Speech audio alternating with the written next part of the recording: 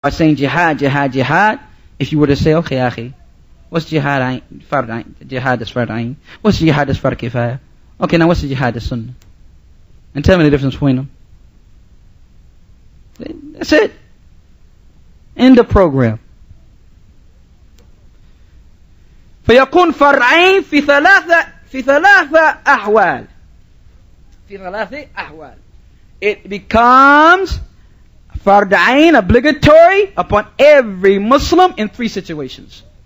Three circumstances where you're going to have it fard ayn.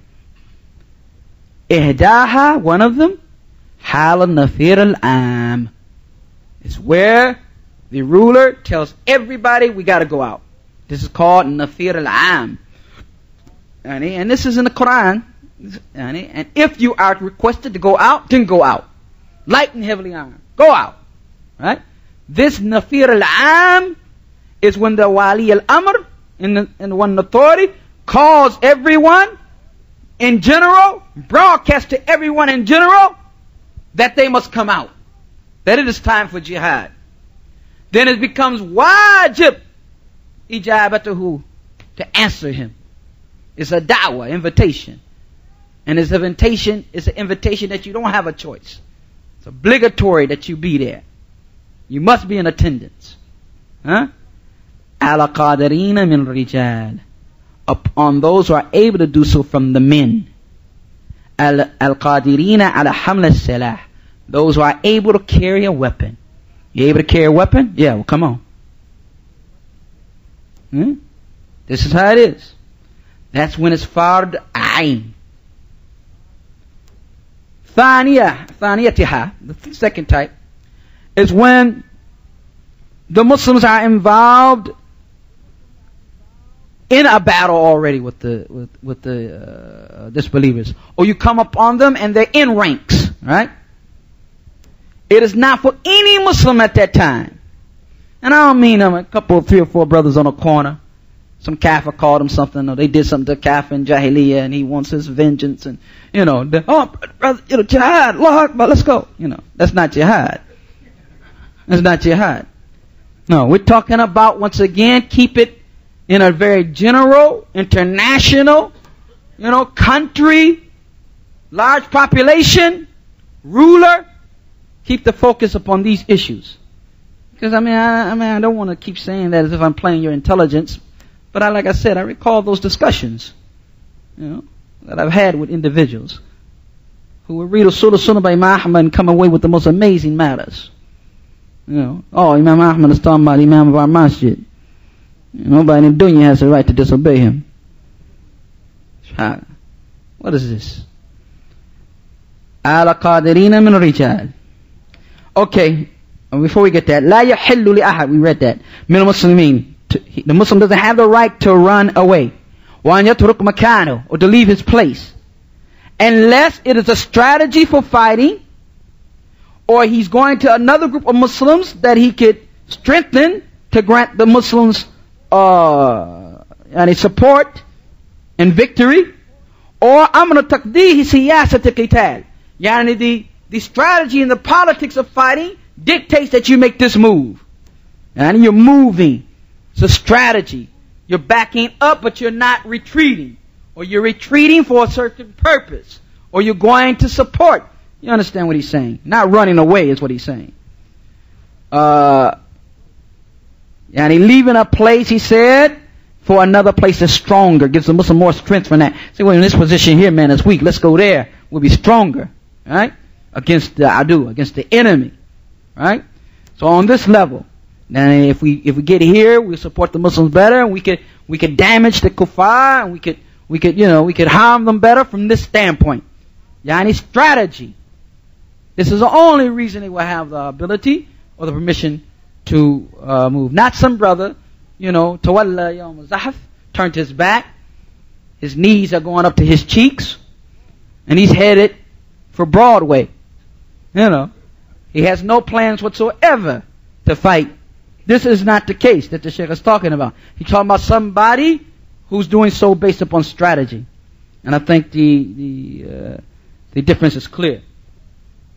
The third matter, which makes it fard ayn, Yani fard ayn, obligatory upon everyone, is when the kuffar, and this is what happens often nowadays, when the kuffar go into a particular country, of the country of the Muslims, then jihad is fard ayn.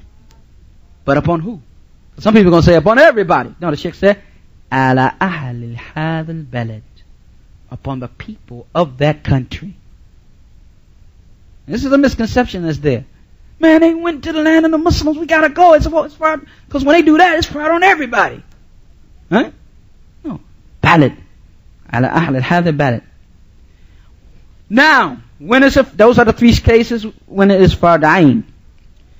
وَيَكُنْ fard kifaya, fard upon some, and if they do it, then the other Muslims are relieved of their responsibility. إِذَا رَفَ الْإِمَامَ الرَّايَةِ, the Imam raises the banner, but he doesn't give a general call. And those who want to come, come. Those who don't, no problem. Right? A campaign or whatever. You know? On that level. Then it's what? Fard kifayas. Someone has to answer his call. Someone has to get in, get ready to go, but not everyone. وَهُنَاكَ جِهَادٌ لَا يُمْكِنْ يُسَمَّى فَرْضَ عَيْنٍ وَلَا فَرْضَ كِفَايَةٍ. And then there's a jihad that can't be called fard ayn, obligatory upon every individual, وَلَا fard kifaya, obligatory on portion of the Muslims, that if they do it, they relieve the others. وَهُوَ مِنْ بَابِ النُّصْرَةِ. It is from the way or the manner of nusrah, supporting the Muslim. Min bab nusrah. So, some Kafirs come into a country of the Muslims, one of the countries of the Muslims. And one person from amongst us said, man, they just attacked Iraq. They just attacked Kashmir. They just attacked Afghanistan. Huh? What can he do? He himself can decide to give his wealth or to go himself and fight. With a condition. La yad'u. He doesn't call others to it. I say, man, you come, man. Me and you. Let's go. No. Himself. وَلَيْسَ لَهُ. It's not for him to push everybody else to it. هُوَ بِنَفْسِهِ. He can go himself. إِذَا رَأَى أَنَّهُ يَنْفَعُ. If he thinks that it'll benefit and that he will be able to defend the Muslim for la bas. Because it's not fired up on him to begin with. He might be taking care of his family, learning something about deen, giving some dawah. He's going to drop all of that. He's going to go over there and to be one person, thinking he can do something. So it's not fard for him anyway. Not fard. I ain't no fard kifaya. But definitely if he wants to do that, if he wants to run to Serbia and deal with that, he wants to run to Kashmir and deal with that, he can do so on his own, but don't be trying to convince somebody else, oh, come on, you got to go too. We got to go to, like this. Now, al-amr al-thalith, the third matter. وَلَعَلَّهُ أَحَمُّهَا. And this may be the most important matter. أَنَّ الْجِهَاد, that the jihad, لَا يَكُونَ, is not to be, and should not be, and must not be, إِلَّا وَرَاءَ Imam Muslim. Except behind an Imam Muslim. What Imam he's talking about? Don't say Brooklyn. What Imam? It's called Imam al-A'zam. And I ain't talking about Abu Hanifa either. Imam al-A'zam, the great Imam, the Sultan, the ruler of the country. The Imam al-A'zam in Saudi is Fahad. The Imam al-A'zam in Bahrain is that one. The Imam and this one is that one, right? Of Morocco is that one. Imam al-Muslim. And the point is, some people will say, well, the situation that we're dealing with, man, it's different, man. Because the Muslims are like all supposed to be under one Imam. Right? Shokani and them knocked that down a long time ago. And they bring your Alim, Imam from Yemen. And many others that knocked that down a long time ago. That if we're saying that a condition is that there be one Imam, one ruler of a country, the vast spaces between the Muslim empire, how would he even know at that time what was going on in other cities and countries and what the people are in need of? So there, each sin, he can officiate and send governors, no doubt. But if there's in fact other ai-imma, like the Muslims are now, then that's fine. They are the wali al-amr, and they are the imam for the particular Muslims living under their rulership. Fahimtum? So this has to be clear. So he says, al-amr al-thalith, the third matter, وَلَعَلَّهُ أَهَمَّهَا, and it may be that it's the most important matter, and al-jihad. For those of you who like to say jihad, and scream jihad, that this jihad that you're screaming about, shouting at the top of your lungs about, لا يكون إلا وراء إمام مسلم, cannot be except that you're fighting behind a imam Muslim, a Muslim ruler. Imam Muslim, not kafir. Imam yarfa ar-raya, raises the banner. Now listen to about this Muslim ruler, this Muslim imam. وعنده قدرة, he has power, he has ability. Adadan, the numbers, wa'uddah, and the support, physically, weaponry and the like. Ala qital, to be able to fight those who he has to fight, man yalihi, who are closest to him or whatever, the kuffar. Right?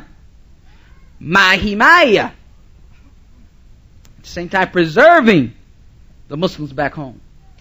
You can go out for jihad and then let the Catholics just take the Muslims there and you somewhere else. I'm here in Russia making jihad. Oh man, they took over the whole, I'm raising the banner of Allah here. No, himayatul Muslim, preserving the Muslim, those who are already Muslims in their places, and at the same time taking care of that. And you tell me if a brother can't, don't even have the authority to get away from a traffic ticket, right? He worry about 30 days for a traffic ticket. How in the world can he be Imam of the Muslims? Huh? You don't agree? Allah. Well, let me call your name, huh? Just joking with you. Yeah. This is